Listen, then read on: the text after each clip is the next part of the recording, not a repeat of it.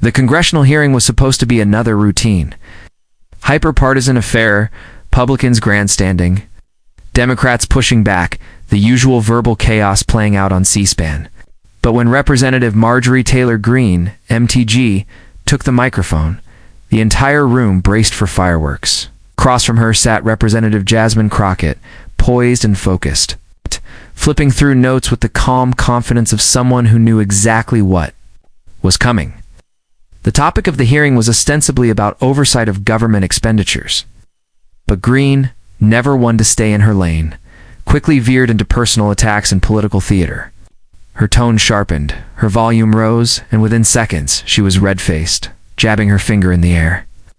"You are the reason this country is going to hell," Greene shouted, her voice echoing through the chamber. Crockett didn't blink. Her eyes remained fixed, her demeanor unshaken. The silence between Greene's outburst and Crockett's response was as loud as the scream itself. Greene continued, launching into a tirade that barely touched the hearing's agenda. She accused Crockett of supporting chaos, of hiding behind identity politics, and even made a thinly veiled swipe at Crockett's appearance, implying that she cared more about camera time than policy. Other members of the committee looked visibly uncomfortable, while some Republicans smirked in silence. Crockett waited. When Greene finally paused, slightly winded from her own fury, the entire room turned to Crockett for a response. She leaned into her microphone, and with a calm, measured voice that cut through the heat, she began, "It's unfortunate that what should be a conversation about the American people has turned into a tantrum." The room went quiet. Crockett wasn't raising her voice. She didn't need to.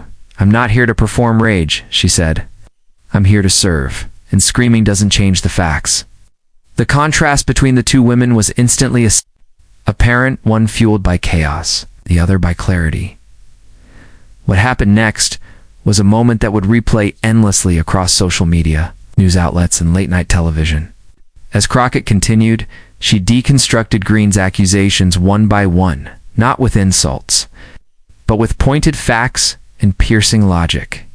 "You claim I support chaos," she said. "Yet you objected to certifying an election, incited rhetoric that endangered our institutions, and have done more for division than any policymaker in this room." Greene attempted to interject, but the chair ruled her out of order. Crockett didn't look away. "You don't have to shout to be heard," she added. "We don't need to demean to feel powerful. Some of us actually read the bills we'd vote on." The hearing chamber remained silent, except for Crockett's voice. Staffers watching from the sidelines exchanged looks. This was no ordinary pushback. It was a takedown wrapped in dignity.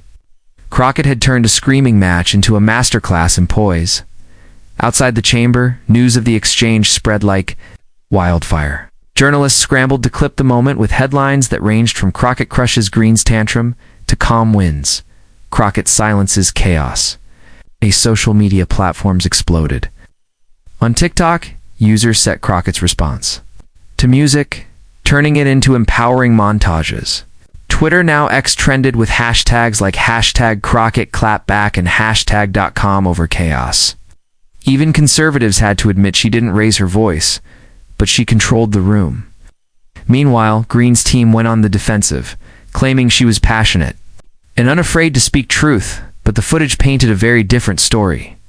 Analysts replayed the moment on major networks, dissecting every frame. "What we saw today wasn't just a political clash," said one CNN anchor.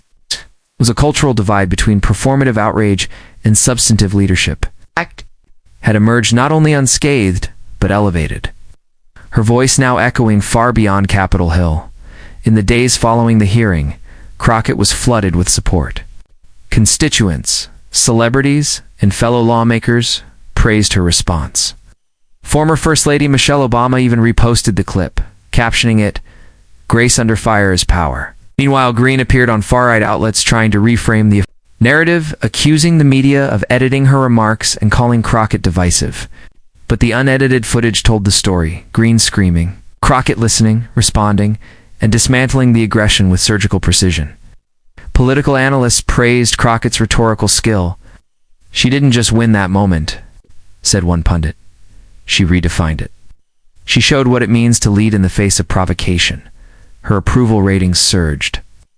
Editorials declared her the face of the next generation of Democratic leadership. And in every public space Saraport, college campuses, beauty salons, people quoted her words, "We don't have to shout to be heard." Back in Washington, the moment had a ripple effect. Several moderate Republicans began privately expressing concerns about Greene's increasingly erratic behavior. "This isn't conservatism, it's chaos," said one unnamed House member. Committees began reviewing protocols on decorum, especially after Crockett's office revealed that Greene had attempted similar outbursts in closed-door sessions. Meanwhile, Crockett stayed focused on policy, avoiding personal attacks in her public comments. When asked by a journalist if she had anything to say to Greene, Crockett simply replied, "I said what I needed to in that room." The elegance of her restraint became part of her brand. In an age of viral outrage, she became a symbol of grace, not because she avoided confrontation, but because she met it without losing herself. For many, it was a refreshing reminder that leadership wasn't about who yells the loudest, but who remains calm when the noise begins. Within a week, Crockett's team announced a town hall tour across key states, framed around the theme power. Through poise, the response was overwhelming. Venues sold out. Young voters especially gravitated toward her message of unshakable strength. During a live interview on MSNBC, she explained her philosophy: "You don't fight fire with fire. You fight fire with water. That's how you preserve the foundation." It was a line that instantly went viral. Greene, meanwhile, continued spiraling in media appearances. She challenged Crockett to a debate on patriotism, but Crockett declined with a single sentence: "I don't debate tantrums." Statement alone became a rallying cry. T-shirts, mugs, and phone wallpapers began circulating with Crockett's face and the quote. She had not only shut down a room, she had opened a conversation about civility, maturity, and the power of intellectual combat over emotional spectacle. Journalists soon uncovered internal communications from Greene's team showing concern over how the incident had backfired. One staffer reportedly wrote, "She was trying to trigger Jasmine into a meltdown, but it didn't work." Crockett's refusal to react emotionally had robbed Greene of her power. Commentators noted how this moment signaled a shift in Democratic media strategy. Instead of yelling back, calmly exposing the ridiculousness of the attack. It was a strategy that appealed to exhausted voters who were tired of political theater. Even late-night comedians praised Crockett. On The Daily Show, guest host Wanda Sykes said, "Jasmine Crockett turned Marjorie's scream into a whisper heard around the world." For a brief moment, the outrage industrial complex had failed, and civility had triumphed. Crockett's calm wasn't just a mood, it was a movement in political science classrooms and communication seminars. Crockett's response became case study material. Professors played the clip to illustrate the difference between reactive and proactive discourse. Students analyzed her body language, her tone, and her control. "This is how you disarm rage without becoming part of it," one professor noted.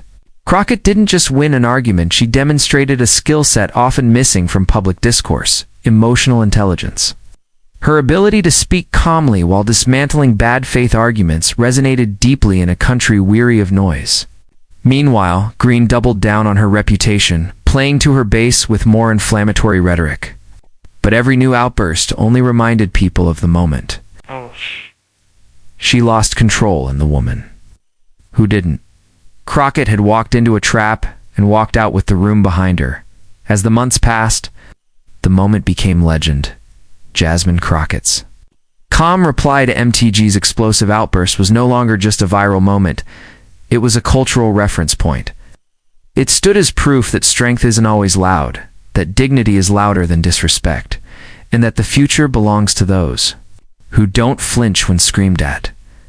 Greene's tirade faded into background noise, while Crockett's response echoed louder with time. She had proven that when others weaponize chaos, the most powerful weapon is control. In a world trained to expect fire, she brought water. When the dust settled, the scorched earth wasn't where the power stood, it was with the woman who stayed seated, stayed calm, and shut down the room without ever raising her voice.